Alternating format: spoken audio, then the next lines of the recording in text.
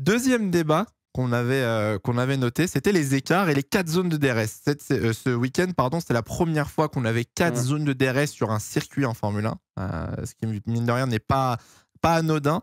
Ça a quand même plutôt bien marché, ou non? Parce qu'on a eu des écarts quand même assez faibles. On voit Gasly qui a tenu la Ferrari pendant tout le GP. On a eu pas mal de dépassements. Perez, Ocon. On a vu Tsunoda se faire dépasser de tous les côtés. Est-ce que pour vous, c'est une réussite ou pas, ces 4 zones de DRS, Pierre-Jean? Moi, j'aime bien. Ok. Mais il y a 2 zones de détection.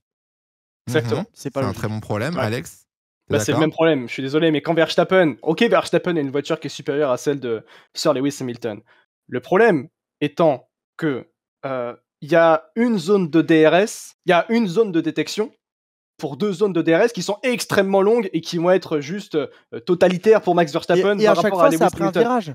Et à chaque fois, t'as zone de DRS, virage, re-zone de DRS, et c'est la même détection. Ça n'a aucun sens. Donc là, en 3 virages, hein, Max Verstappen a poutré Lewis Hamilton, mais d'une manière monumentale. Il a mis 4 secondes. Mais ça, c'est en fait... Je suis d'accord pour les zones de DRS, mais mettez au moins une zone de détection par zone de DRS. Parce que là, mettre une zone de détection pour 2 zones de DRS, ça va, c'est bon, si c'est suicidaire. Déjà, typiquement, au Mexique, je la comprends pas. Tu sais, c'est le même principe. Tu as une zone de détection, tu as un droite, gauche, et tu repars sur une zone de DRS qui est différente, qui est de la zone de détection il y a 15 ans avant. Sachant que ça enlève même l'essence du DRS, où le DRS est censé récompenser celui, parce que par rapport au Dirty Air de l'époque en Formule 1, et qui continue d'ailleurs à être présent en Formule 1, ça devrait récompenser celui qui a réussi à revenir à moins d'1 seconde du pilote qui est devant lui. Et là, en fait, c'est même plus une récompense, c'est je te donne une récompense, je te mets le gâteau, je te mets la bougie, et une bonne soirée, c'est un boost, c'est un point. Oui, monsieur. Oui. Moi, du coup, je me pose une question. Si on prend l'exemple du circuit d'Australie, donc on prend le circuit en lui-même. On a première ligne droite, virage, deuxième ligne droite, enchaînement de virage, ligne droite, virage, ligne droite, fin du tour, et on revient sur la première ligne droite. Au vu des 4 zones de DRS, pourquoi ne pas enlever le DRS en Australie? Non. Tu veux enlever le DRS totalement? Mais alors Alex, je te pose la question, si sur chaque ligne droite on a le DRS, pourquoi l'avoir? C'est vrai que le résultat est sans doute il s'annule. C'est qu'en fait, au résultat, sur chaque ligne droite, tu as le DRS, pourquoi l'avoir? Parce que après, c'est des points de règlement, hein, mais tu es obligé d'avoir au moins une zone de DRS sur un circuit de Formule 1. Au moins mais dans l'idée, mais là, c'est une question, c'est une hypothèse, bien sûr que je sais qu'on peut pas le faire, tu vois. Mais alors, ça se dépasse plus. Bah ouais, mais alors, je suis pas. Alors tu vois, je suis pas d'accord. Je serais aujourd'hui où la F1 est dans une phase d'expérimentation par rapport à son avenir pour justement être de plus en plus attractif. Le fait est, et pourquoi pas de tester justement au moins sur un Grand Prix, à grande vitesse bien sûr, le fait de réécrire les règles justement dans le règlement sportif et technique, qui est pas une zone de DRS sur un circuit, juste pour voir ce que ça donne et mettre en valeur peut-être l'avantage qu'on peut avoir avec la nouvelle réglementation. Je dis pas que c'est la meilleure chose, mais pour expliquer mon idée, parce que du coup tout le monde dit ça dépasse plus, etc. En fait, on prend l'exemple de Gasly, du coup. Gasly ne s'est jamais fait doubler par Stroll et personne n'est revenu sur Gasly pour la seule et bonne raison qu'il avait le DRS sur Sainz, pardon. S'il n'a pas le DRS, il est out of il n'a pas le rythme, tu vois, il est dans les choux, et du coup il se fait rattraper, et forcément les voitures ont une différence de rythme. Il y a une différence, et donc forcément il y a des dépassements, on l'a vu. Et Perez, croyez-moi qu'il n'avait pas besoin du DRS pour doubler toutes ses voitures, tu vois. Oui, parce que c'est Perez et qui est dans une Red Bull surtout. Ouais, mais vraie question, tu vois, si Stroll qui a une Aston, est-ce qu'il revient sur Gasly? Est-ce qu'il a besoin du DRS avec une Aston Martin pour doubler une Alpine? Tu vois? En fait, je vois ce que tu veux dire, mais... Non, c'est une question que je me pose, en fait. Je vois ce que tu veux dire. Dans la logique, c'est vrai que si tu as le DRS à chaque ligne droite, ça n'a aucun sens de l'avoir dans la logique. Mais...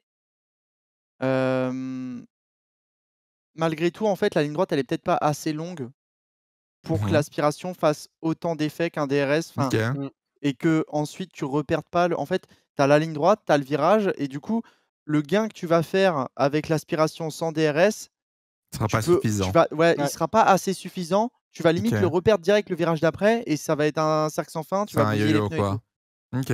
Je vois un message dans l'idée, c'est logique. Dans l'idée. Mais il y a un message dans le chat qui est très intéressant, c'est que la F1 est dépendante du DRS. Et oui, la F1 est dépendante du DRS. Aujourd'hui, les Formule 1... c'est une bonne chose. Mais ça, après, après oui, c'est un autre débat. Mais c'est juste que oui, elle l'est, tant les écuries travaillent justement et basent l'arrière de leur monoplace sur le fonctionnement du DRS. Regardez Red Bull, le fonctionnement du DRS est juste monumental parce qu'ils ont excellemment bien travaillé dessus. Et quand on regarde aussi aujourd'hui comment sont faites les Formule 1 aussi dans la globalité, certes, il y a moins d'aéro et ça crée moins de dirty air, mais ça crée du coup forcément beaucoup moins d'aspiration. Donc aujourd'hui, enlever le DRS, c'est extrêmement compliqué. Même si l'idée de tester au moins ça une fois, ce serait plutôt intéressant et ça ferait l'effet inverse. Ça montrera justement que la Formule 1 a encore besoin du DRS pendant très longtemps. Alors, moi, j'ai une autre question, du coup, avec ce DRS. Si aujourd'hui, est-ce que vous pensez déjà que le DRS a aidé à ce qu'on ait des rythmes aussi serrés pendant le Grand Prix? Exemple Gasly qui reste sur Sainz, exemple Perez et Ocon qui font beaucoup de dépassements. Est-ce que vous pensez que du coup, c'est lié au DRS? Oui. Oui, sur un circuit comme l'Australie, oui, bien sûr. Okay. Même si ça met en valeur aussi l'évolution de certaines monoplaces. Le tracé en soi est à chier, faut le dire. Du coup, très bon point, je trouve que le tracé est à chier. Est-ce que vous pensez que sur les autres circuits, on aurait besoin du coup de plus de zones de DRS? Oui. Ok. Typiquement, moi, j'aime pas les circuits où il n'y a qu'une seule zone de DRS, genre Imola. J'aime pas. Je crois que t'as dit Monaco, attention. Hein. Non, parce qu'en fait, tu te retrouves avec tout un GP où sur tout le long du circuit, tu as une seule zone de DRS. Du coup, tous tes dépassements, ils sont sur le DRS et le mec qui se fait doubler n'a pas le temps de revenir après. Tu sais, souvent, tu vois les bons GP que tu vois, c'est genre il y a une zone de DRS à la moitié du circuit et une zone de DRS à l'autre moitié. Ce qui te permet d'avoir un demi-tour pour revenir. Et là, moi, les circuits où il y a une seule zone de DRS, je trouve ça nul à chier, genre pour le coup. Donc pour toi, tu rejoins l'idée, et le chat, j'aimerais bien avoir votre avis, est-ce qu'il faut avoir plus de zones de DRS sur les circuits ou pas? On va pas abuser, mais limite presque à chaque ligne droite. Alex, est-ce que tu es d'accord ou pas? Très partagé. En vrai, non, en fait, je suis très partagé. Non, en vrai, je suis très partagé, je pourrais pas dire oui ou non. Je trouve que c'est le tracé de l'Albert Park méritait qu'on teste quelle zone de DRS. Les autres, aujourd'hui, je ne sais pas. À voir Las Vegas en fin d'année, où là, ce sera intéressant de voir le nombre de zones de DRS qu'ils vont mettre. Parce que le tracé est propice à cela. Mais sinon, sur les autres tracés, je vois pas réellement où est-ce qu'on peut en mettre plus et si c'est réellement nécessaire. Ok. Il y a beaucoup de non pour l'instant. Non. 2, c'est suffisant, mais 2 avec 2 détections. C'est vrai que la détection aussi est un bon débat, mine de rien, sur les DRS.